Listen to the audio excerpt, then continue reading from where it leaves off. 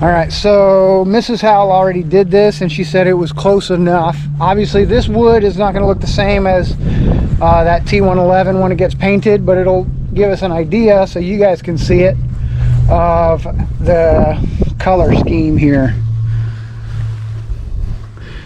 So the vinyl siding is, I don't know, maybe it's a little more of a orangey red, whereas that paint is a little more of a dark or deeper red burgundy color. But hopefully what I'm thinking is because on that T111, the T111 actually is, it kind of has a shine to it, a little sheen, and it's a really light color already, that light tan. The end result with the red may actually even get closer to the color of the siding when it's on that.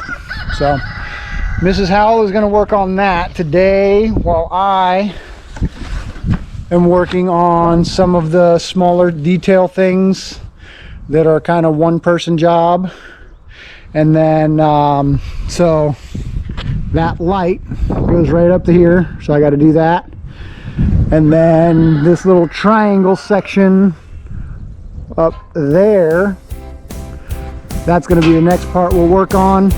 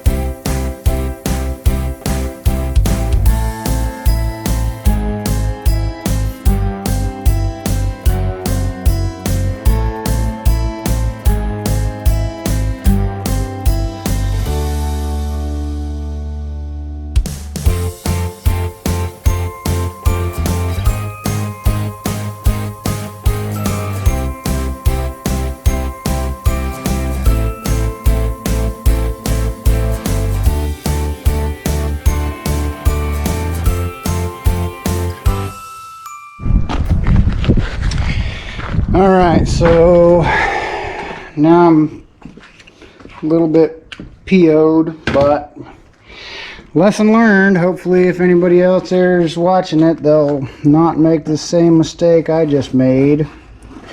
So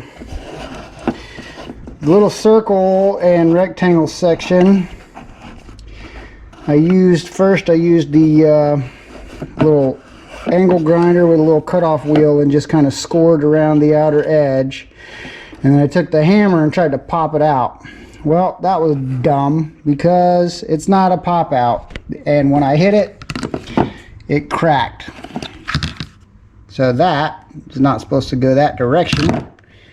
This piece right here came out of there, so that broke off.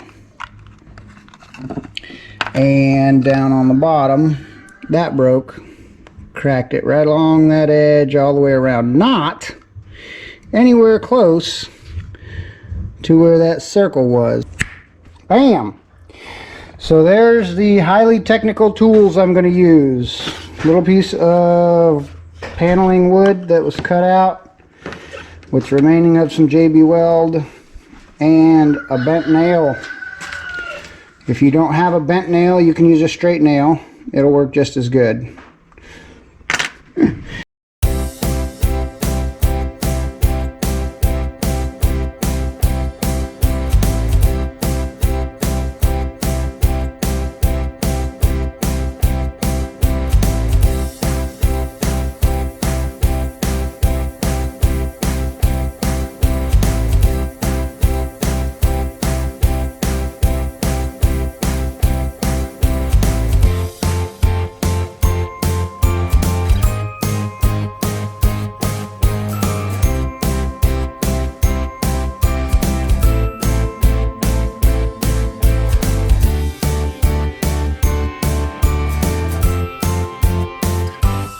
So now I'm gonna let that set for about a good 30 minutes or so, maybe more.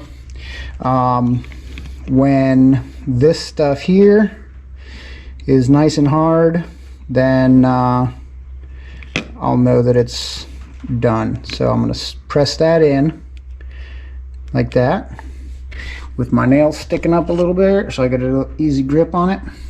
And then I'll come back and I'll pull on that nail, and when this doesn't move, it's good and solid and I can actually put force on it and it doesn't go anywhere, then I know that that's all set up.